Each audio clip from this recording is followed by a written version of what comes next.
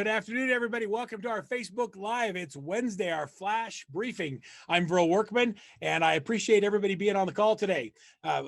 Workman, CEO of Workman Success Systems, and we have an incredible guest with us today. I want to encourage all of you as you join the Facebook Live to come on to the comment section and just go in and tell us who you are and where you're from. And Landin and I will be taking questions as we talk about what's going on in the real estate market, a little bit about Landin success, not just as a Workman success coaching client, but also as a leader in his RE/MAX office and a team leader in his own business. So let me tell you a little about first of all, welcome, Landin. Glad you're here, brother. Thank you so much, Pharrell. It's great to be here with you. Appreciate the opportunity. Yeah, we're going to have some fun today. So let me just tell everybody just a little bit about Landin. So Landin's been working full-time in real estate since 2010. So he started when he was about 7 or 8 years old. Is that right? Yeah. No, I got into it right after college, and yeah, it's been great. I actually planted in Utah first, and then transported to Colorado 2 years after that, and have really enjoyed working in real estate. Yeah, it's fun. It's been fun to watch you grow up in a real estate family. So Landin has 3 just really cute kids and a wonderful wife. He graduated in communications from Brigham Young University. We're going to do our best not to hold that against him. He served a 2-year mission in Barcelona, Spain, so he's bilingual, and that served him well in his business. He's been involved in business networking groups, a volunteer basketball coach for both boys and girls youth programs. Landin is one of the guys that just gives back, and he continues to give back. And I think it's just incredible to watch people that have success want to give back. Landin's a bit of an education junkie. He's gone through to make sure that he's better at real estate than most. He goes in, he's got his CRS, his GMA, his FR, his ePro designations. He's a RE/MAX Hall of Famer. He's received a Lifetime Achievement Award and a RE/MAX Titan in 2019. And I'll let him tell you a little bit more about that, but that's pretty significant. Once again, this is Workman, CEO of Workman Success Systems. I'm here with Landin Smith with RE/MAX Professionals out of Colorado, and we're here to talk about what's going on in his world, how he's had some tremendous growth, and what's happening in the current market. Before we get started, Landin, let me just tell you that Brooke Signs, your coach, says to tell you hello, and gave you a big woohoo shout out. Paul Sessom says hello. Irene wants to make sure that you know she's here, and you've got a great group. I don't know, you got more groupies than I do. How do you get so many fans, man? That's awesome. Well, you got, some of the best people on the planet in Workman Success Systems. So I can't thank you enough for teaming me up with Brooke as a coach. She's been remarkable. I can't tell you how much she's helped my business over the last. I appreciate that, and it's just fun to rub shoulders with great people every time I come to a conference or some training out there in Salt Lake. We get to meet awesome people, and I learn a lot from them. So I appreciate it. It's kind of not fair, Landin. I get up every day and I'm like, I love what I do. I get to talk to people like you who are just out there just doing great things. So would you mind just give me a snapshot of what your business looks like today? Tell me about your team, how you're structured, where you're selling real estate. Sure. Yeah. Thank you. So we're just south of Denver. So we work the Denver metro area here in Colorado, and we've got a team with, I have 4 licensed buyer agents that work with me that are my sales partners. And then I've got a licensed assistant that works in our office, and she's awesome. And I've got a transaction coordinator and a marketing person that we just brought on.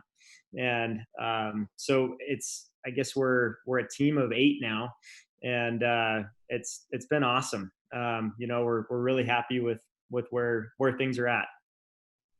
That's really cool. So when you started coaching with Workman, what did your team look like? So it was me, and I had right that same month that I joined Workman Success Systems, my only buyer agent that I had that was full-time, she quit, and she went on her own, and left my team. And then I had another part-time agent and Elaine, my assistant, that's still with me. It was basically the 3 of us when we started out, and we were at that point doing about I think we were in the high 40s that year in 2018 as far as transactions go, and making, we were in the Chairman's Club with RE/MAX, which is 500,000 or over in gross close commissions. So that's kind of where we were at as far as the numbers go back in December of 2018. So what does your business look like today? How did you end 2019? You're a Titan. That's the next level. Yeah. So I was excited about that. That was the big goal last year, was to get to that 750,000 GCI point and help more people through the buying and selling process. So it was great to see that. I'd actually set that as my goal in 2016 and 17 and 18 also.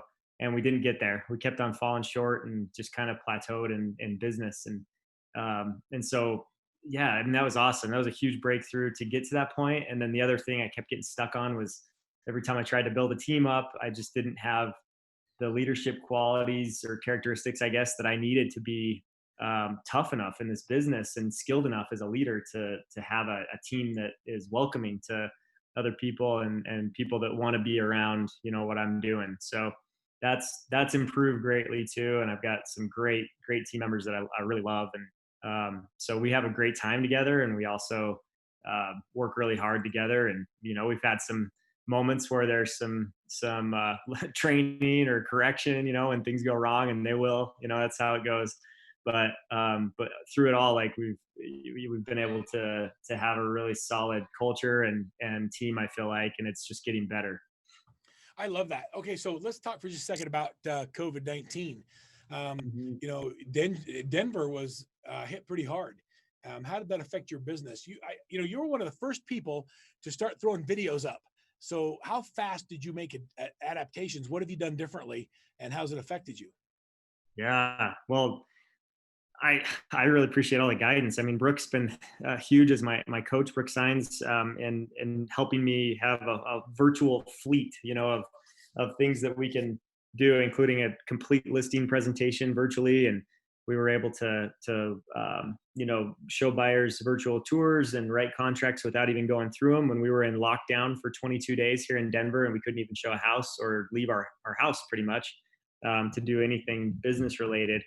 And so it's been awesome to have, that. I mean, you provided us with an amazing, Google Drive doc with all of those skills. And so I love video. I really enjoy it. I used to get mad at my dad because I watched him. He's also in real estate, and he's been a great mentor of mine. And he would do everything on the first take every time. First take, done. And it would take me like 1,900 times before I got a video that I was happy with. And I've practiced a lot with video. We've done a ton of that for our parties that we do for our database, and for our sphere of influence, and also just market updates and different things. And I feel like I've gotten to the point now. I'm still not as smooth as him, but I can do a video in 1 or 2 takes and feel pretty good about it. So I have some great news for you. This is a 1 take Facebook Live. We're not gonna go back and do it again. You got 1 shot. It is what it is, and you're doing great. Oh, thanks. Tammy Slay says to tell you congratulations on your success, and she's so excited for you. Lots of love out there. Kat Rockwell says hello and congratulations. You have amazing success. All right, so I want to know a little bit about what your plans are this year. How do you expect your year to end? Are we going to go diamond? Yeah, that is absolutely where we're headed. It's funny you ask, Verl, because I started my team in 2015, and when I did that, I wrote a mission statement, and on that mission statement, the last sentence is that we will be a $1 million GCI real estate team by the end of 2020. And for some reason, I just set that out 5 years, and I said that's what I'm shooting for. That's my vision. That's my goal that I'm pushing for, and so that's been inspiring. I mean, that really is my why. And some people will look at that and say, that's stupid. You should have more of a meaningful why and help people. and I agree, and we've helped a lot of people along the way, but numbers can be motivating, I think, too. And I think that it's important to get whatever gets you excited, set a goal that surrounds excitement, in your life, that gets you motivated, that wakes you up in the morning, that drives you. And for me, that was it. I just really wanted to become a $1 million, team by the end of 2020. And that's something I've thought of a ton, constantly as I'm trying to improve or trying to grow my team or trying to improve our systems. And we're, we're doing pretty good right now. We're our between our pending and our closed GCI at this point, we're at about 465 right now. And Right on so track. we've got our work to do. Yeah, but we're right on track for where we want to be. And I'm hoping we can keep pushing and we can see a really good bounce back like you've talked about for the second half of this year. So Landon, my advice to you, if I can give you any, I don't mean to make this a coaching call. It's to make the last 500 be 100% listings, and to dominate 100% with listings. You can control that. There's this tremendous amount of lack of listing inventory right now. And we have to communicate differently to our sellers and let them know that we've got safe practices that will allow them to move forward. You got a bit of a groupie on the call that just put a message out there. A guy named Alan says, "You're doing great, Landon, and so much smoother than I'll ever be." That can't be Alan Anderson, is it? That would be Alan Smith. Oh, Alan Smith. Oh, that's my dad. Right. Awesome. Thanks, Dad. He has to say nice things about you, but I know he's really proud. Mr. Really proud of what you're doing. So what are you seeing in your marketplace right now? Give me kind of what's going on out there. What are you feeling? What are some of the challenges you're experiencing? It's funny. It's almost like we have pulsing going on where it's one week it's hot and listings that should sell are selling, and then the next week it's not, and showing activity goes down. And I don't know if it's everything that's kind of going on in the news and uncertainty that's in people's minds, but it just seems like there's a little bit more hesitancy to get out there and look at homes right at least this last week. So that's been a little bit of a challenge. I don't know if anybody else has noticed that, but hoping that bounces back here too. And I'm sure we'll get this behind us. But I think that just maintaining all the balls, like all the plates you're trying to spin at the same time, making sure that you got great systems that are, covering you and doing quality control checks, so that you don't miss that care, for the people that you're serving, and people are hearing from not just you, but your team. And, you don't have to do everything. That's what I've learned, that the delegation is awesome, and people don't, they don't like people. I guess we as agents, sometimes we think that they only want to hear from you, and that's just not true. They really just want to be taken care of. And if you do things correctly and have proper communication, over communicate with people, they'll never complain that they're not hearing from you enough. So obviously there's anomalies, but that's been my experience. You brought something up, and I think we miss a really important opportunity to talk about what's going on right now. There's rioting and there's protesting going on, and I'm a big believer in protesting. I think that if something's not right in your world, that you should be able to protest in a way that brings attention to that cause. And there's a lot of inequalities in our world. I'm not a big fan of the rioting. I don't think that that's necessary. I think it takes away from the cause. But one of our coaches, and Jason Fenwick really well, he's been posting and sharing some of his life experiences.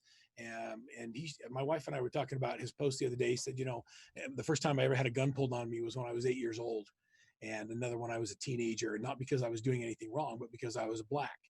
Wow. And for me, I grew up in Salt Lake City, Utah. I can't put myself in those shoes. Wow. Like I don't understand what that's like, but I do know it's not right. And, we have this opportunity to create a platform to share with people that, we live in a country where all people are created equal. And you shouldn't be a Black American or a white American or a Hispanic American. We're Americans, and we're all sons and daughters of God, and God didn't make any mistakes. And so we should treat each other with respect and dignity, regardless of where you're from or what you believe. And I think that's, I don't know. Are you feeling, what are you seeing in your marketplace as some of the things that have been going on affected your real estate business? Like I said, just a little bit of slowing, as far as the buyer activity this past week, because we track our showings every week, our daily average as a company, and we were down, 50 showings a day probably, but it wasn't anything too groundbreaking. People are still getting out, I would just say, in a little bit less numbers to go out and look. Yeah. And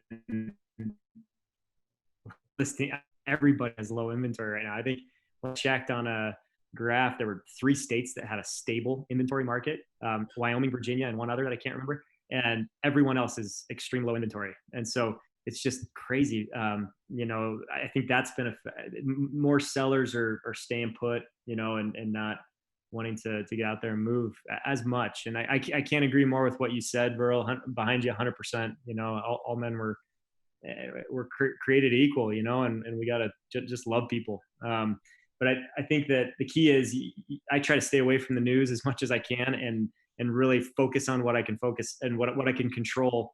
And that's your activities, what you're doing every day. And you can get wrapped into, distractions really easily today. And I think the key is just really focus on your activities backed with love. It's got to come from a place where you really care about people, but try to impact people and help their lives by reaching out and being a friend, and then good things happen after that. Yeah, absolutely true. Julie Tim says to tell you hello from South Carolina. And I love Julie's energy. She always makes me, just by seeing her name, she makes me smile. I love her accent. It's the best. Well, yeah, she can get away saying hard things to people because it sounds so nice. So, Landin, let me ask you this. So how are you messaging to your team right now to keep them positive? What are the things you're saying to your team members to keep them engaged?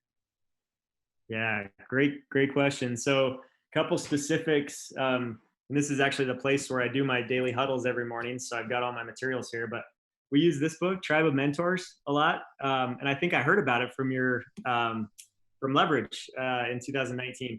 And so I bought this book, and I pull it open and read just a little part of that from, it's an awesome book. It just talks about there's 6 questions that they ask some of the most successful business owners and athletes and all kinds of things around the world. And so it's great to hear their answers to some of those things. What's the best piece of advice that you've gotten in your career? Or, what's a piece of bad advice that you recommend not listening to? Stuff like that. So I just try to start with that, so we have something positive and uplifting. And then we'll pull open The Greatest Salesman in the World, and we'll read about a paragraph from that, from any page that they pick. I learned that from Cleve. I think it's 52 to 101. So we pick a page and we read a little bit from that every morning, and then we talk about what happened yesterday. How did we do on our prospecting? And we go over our prospecting numbers and how that looked, and what activities were done. And I'm checking it off the list because I wrote it down the day before when they're going over it. And I can see, okay, great, that's awesome. We got 3 out of 3 done. Good job. Or, all right, that's 1 out of 3. Let's work on that a little bit today, or whatever. But there's a little bit of accountability every morning to keep us focused, and then we talk about today's plans and what the prospecting plan is for today, and then any transactions that we need to talk over. And that usually takes us 40 minutes. We usually go over every morning, just a tad. But we start at 9 and we go till 9:40 because Zoom kicks us out after 40 minutes, which is perfect. We don't want that to drag on any longer, and so that's. Our morning huddles have been instrumental in making sure that we stay positive and focused and not drift, with our habits or our mindset. Oh, it's so fun to listen to you. I remember the first time we met and sitting talking about what a team should look like and how we do things, and you had all these big visions but didn't have structure to your vision. And now that you've got some structure to your vision, you're implementing it. It's just so cool to see the success. I'm like watching you and I'm having a hard time getting excited. Like your dad, he's like a proud dad. I'm like a proud uncle. I appreciate that. The thing that drew me into Workman Systems, honestly, was just, I love your leadership style, Brooke, or I was going to mention Brooke next. I love your leadership style, Burl. And then the coach you paired me up with has a team with a leadership style that I love and emulate too. And so between you and what Brooks taught me, and all the other people in Workman Success Systems that I hear at Leverage, and it's an awesome, selfless leadership style that's not about pride. It's very humble the way we go about things. I mean, one of the first things that I noticed when I went to a conference was like, holy cow, like Burl has an amazing supporting cast around. And everyone else that I saw, I was just like so impressed with. And the fact that you don't really the smartest person in the room or the best speaker at times, like, I mean, like Cleve that'll go up there and just knock everyone's socks off with just this great, his wording and everything that he does. He's so eloquent, and, you're just smiling back there, and you're proud of the people around you. And so I've learned a lot, and I think become a lot less selfish, I guess, as a leader for in the last year and a half. And I still have a long ways to go, but it's been really cool to be enlightened by the leadership qualities. That's so fun. By the way, if you're listening to Landin Smith, this is Verl Workman. I want you to just take a minute and go into the comment section and ask Landin questions. If you want to know about what he's doing with his team or how he does things differently today than he did before, what he's doing for marketing. Landin said, "Hey, Verl, just tell him I'll answer anything." He says, "You bring it on, and let's anybody ask questions." So feel free to take a moment and ask Landin any questions. I could just talk to Landin forever. We could just get into boating. Landin, I'm getting ready for my first Lake Powell trip next week. Nice. Oh man, it's gonna be fun. I'm excited for you to get away. I got to the lake this morning for the first time. First time this year. Had to go make sure the boat was still there. Yeah, and it was awesome. It was great to be on the water, and that's my happy place. So hope you guys have a great week out there. Did you throw anything big? Yeah, threw a couple flips and a Rayleigh. Landed real hard on the flip, the second one, but it's a work in progress. But couple good falls, couple good tricks that I actually landed. But it was good to just get out for the first time, and that's something that I love doing. It's been a big part of my life since I was 12. So yeah, that's really fun. On an earlier interview I had today for the Faces of Real Estate, which is a project we're doing highlighting those who give back in real estate, I interviewed a gal, one of our clients out of Michigan, and she was talking about what her love and what she loved to do, and then she brought up Malibu boats, and I'm like, well, why do you want to talk about that? She's, well, my son's the chief engineer. And so I get to take out of Malibu anytime I want with my son, and we've learned how to surf, and it was just really fun to talk to him about that. I didn't have the heart to tell him that I'm a nautique guy, but it's fun to see. It's fun to see people get out with their families and love the outdoors. And I think the best boat out there is the one that's pulling you. Yeah. Oh, absolutely. And I think you have to learn to find time to relax and rejuvenate. And that's a big deal. I found myself, because I love what I do, and I really do enjoy work. And it's not that I'm passionate about real estate or about houses, but I'm passionate about like our process and like providing an awesome customer experience.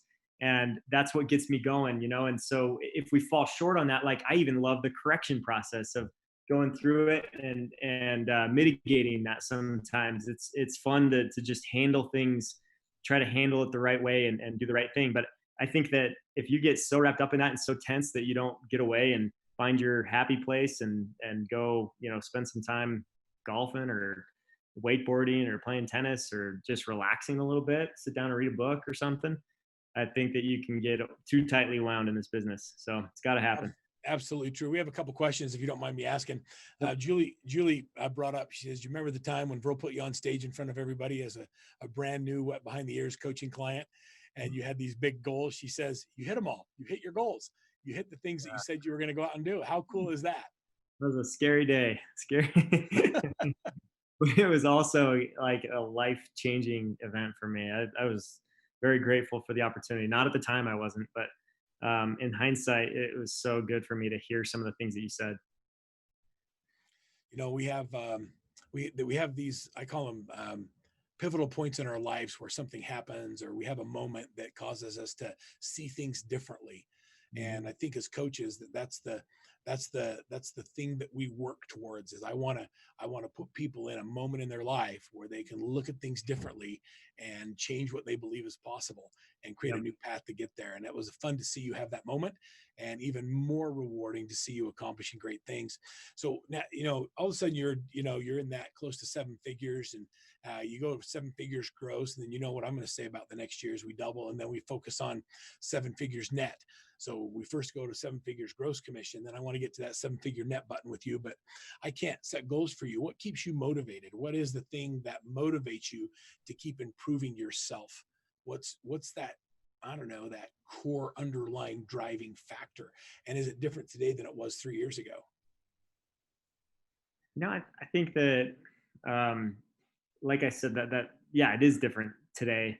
But what I told you on stage there a year and a half ago still holds true. Like spending time with my kids is a big deal. And I realized that without forming a team, I didn't really have the time I wanted with my kids. And there's nothing worse than pushing off your kids and saying, yeah, later, we'll do that later, and then not following through on promises. And it sucks, so I'd experienced some of that. And so forming a team has helped me, be able to delegate more, especially buyers, and really focus on listings and have systems. I call all my sellers on Tuesday afternoons, and I know that's going to be a busy time, and that's it. But I have those systems built in, and I'm not chasing around buyers, all the time. And that's another huge deal. So I think for me, like once I get to that point where we wanted to get to as far as commissions earned, I think I really want to focus on, spending even more time with my kids and, being even more involved in not just, I don't know how to word it, but I want them to be great at things, like I want to teach them how to play basketball really good, cause that's something I grew up, I love doing. And so I get to coach my daughter and I've coached my son's teams too, which has been awesome. But like, not just coach them and be there for practices and games, but like actually go out in the yard and like help them, figure out some of the fundamentals of the game and get better and get ahead a little bit in those aspects or whatever. And if it's not basketball for them, whatever they want to do. I've got 2 boys that do hip hop classes. So if that's it, they probably can't count on me teaching them anything on that. But good thing they have a mom that knows some dance moves. That's kind of funny you say that, but I'll tell you what, we can talk about, Landin, when you talked about GCI and you talked about growing from Titan and where you're going to the next level, you were excited about that, but you lit up when you started talking about being a dad and spending time with your kids and teaching them basketball and helping them be great at whatever it is they want to do. And I think that's the attribute of a great leader. And, you talk about your real why. It's not about making $1 million. It's about being there with your kids. Right. And having money gives you the ability to do that. Having the financial resources gives you the ability to be present, not just provide. You can give them money, but if you're not present in their lives, then I think that they miss the greatest thing you have to offer. They don't need your money. They need you. And I love that you love that. I like it gets me excited when you light up talking about these great kids that you have. How do you feel? And have you seen some success with your buyer's agents? And how do you feel when you see them perform at a higher level? What does that do for you when you develop someone and they have some success? It's awesome. It is so cool because before I started with Workman Success Systems, I would give kind of the scrappy type leads away, and keep some of the better ones for me. And I was working buyers and sellers. And then when I transitioned and after our conversation on stage there and started to give away all my buyers, and I think you told me I could keep the ones above $1 million, but I had to give away all the others. So that became a habit. And I've been able to connect my agents with a lot of my clients, and I still check in, I still go to the initial meeting with them and get them excited and fired up. And I still check in. I have a system for that, to see how they're doing, make sure they're getting taken care of, but I'm not chasing them around town and doing all that stuff. So, I mean, that's been big, and seeing them have success is the coolest thing. Like seeing their numbers go up and make real good money is awesome, and it makes me so happy. I'm able to, provide a situation, on a team that and systems for them to do that. And so really makes me happy. I don't think like I used to. I used to think like I can't give up that much commission and give a client away. And now it's almost like I'm excited. Like, oh yeah, I gotta give a deal to Spencer, or Alan, or Sam, or the other agents on my team. And so it's really fun for me to be able to see them grow. And I think the challenge that comes with that, Burl, is you train. We have dialogues. And that's the other thing we do on our huddles is we do a little dialogue practice. But like you think that you have it down sometimes and you've trained them sufficiently that they're ready for something, and you have to loosen the reins up, but you also have to be willing to let them fall a little bit too. You have to be willing for things to come up. You can't catch everything. And so you have to be better at a little bit of conflict resolution sometimes. And it doesn't come up often for us. It's very rare that something does come up. But, when something does come up with, working with one of your agents that you referred out, just expect it. Expect that it's going to happen every once in a blue moon, and when it does happen, be prepared to take the high road and take care of it and make sure that you make your people happy, and that they end up loving you in the end. And I think that's the key. And that shouldn't, if it's happening all the time, then we're doing something wrong with training. But if it's happening every now and then, I've come to learn that that's a little more normal than what I'd originally thought. So those moments are great. That's really cool. So you've kind of come a long way from thinking you needed those people and those people needed you and they couldn't be happy unless they had you, to Mhm. now you're getting excited when you see your people make more money than they ever thought they could. The leadership style, if there's anything that I hope our listeners are getting from this today, is the way that you're getting your life back, the way that you're being able to be a great dad and spend time with your family, is by helping other people be successful. And the more you help Mhm. them be successful, the more you get everything you want out of your life. How cool is that? Yeah, and that's part of it. The other part is don't take your foot off the gas with listing prospecting. That's the other part that I've learned, and I'm getting better at right now. Is you have to be excited for other people and give as a team leader. Give those buyer leads away, but at the same time, like double down on prospecting efforts because you have more time now, and it's during the day. It doesn't have to be at 7 p.m. at night like it used to. So work your butt off during the day so that then you can actually relax and enjoy time with your family. I hate days where I like procrastinate my prospecting time and I feel like at the end of the day if I haven't done my prospecting stuff, and then it weighs on me when my family's trying to my 8-year-old son's trying to grab me to go do something with him, and I'm like, I can't do it because I still got to do this. So it's like, get your stuff done early in the day and have a system for it, and don't like buy into all the distractions so that you can knock that out and then be where you are, be with your family when you're with your family. So have you and your wife identified a favorite series or show that you watched during COVID? Has there been a Netflix increase at your house? Yes, well, late night we like to wind down with a little Goldbergs. I don't know if anyone else watches that show, but I love the '80s, and I was born in '85, so I caught a little bit of it, and I remember a lot of things. That my cousin who lived with us for a little while, he was born in '79, and he indoctrinated me on a lot of stuff from the '80s. So That's your dad's era. Bill and Ted's and Wayne's World.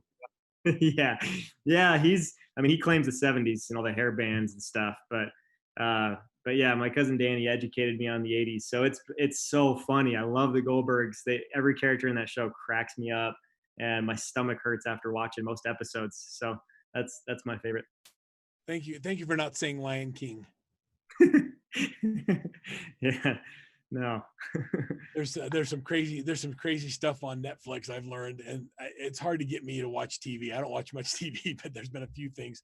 You know what I've been watching that I love. There's two. There's two. You don't want to watch Tiger King, but Lion Tiger King. King. No, Lion Yeah, King's okay. Tiger King is the one you want to stay away from. yeah. Simba and Nala, they're pretty wholesome. They're good. Yeah. Akuna Matata. So there's a couple shows that I love, and I don't know why, and my wife makes fun of me. One of them is called Songland, Yeah. where these bands come in and the producers help them create these great songs from these writers that were unknown.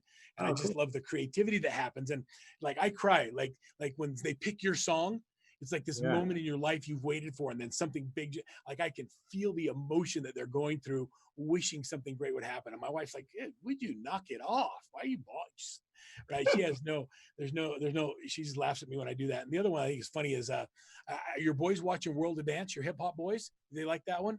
No, they haven't seen that one at all. We'll have to tune into that. Oh yeah, there's some great hip hop groups that get on there and do some stuff. So a lot of fun things that are out there. I'd like to give you a final question. Ron Howard says great stuff today, and congratulations. And also, Julie wants you to know that Bernie's with her, and he says hi even though he's not logged in.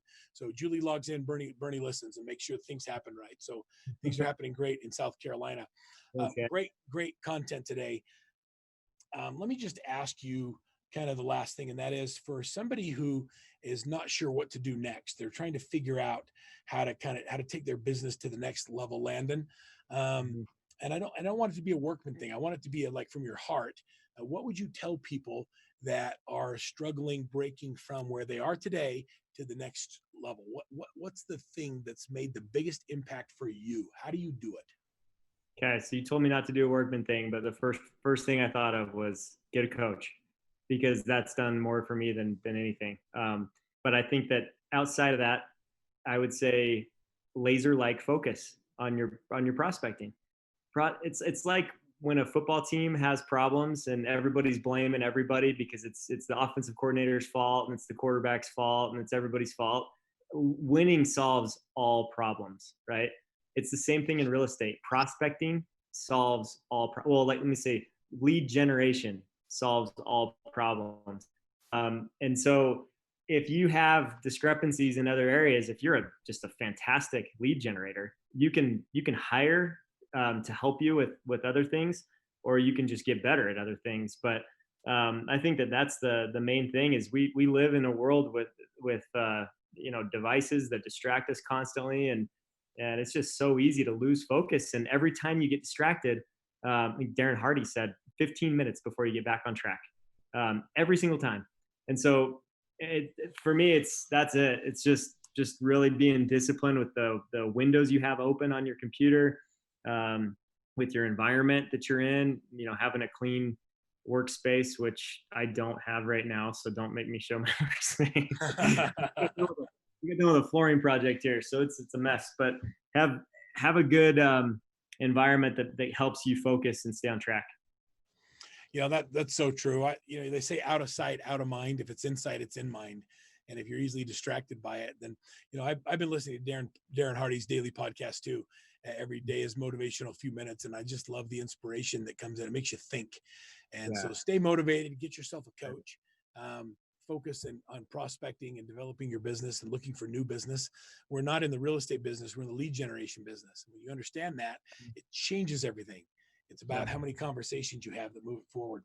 So our next flash briefing next Wednesday, we're going to have the incredible master coach Paul Sessom on the call. He's going to talk about how he's doing, what he's doing to succeed in it with a background in movie production and stage production. His attitude towards the virtual real estate and how do we do things at a higher level is just fascinating.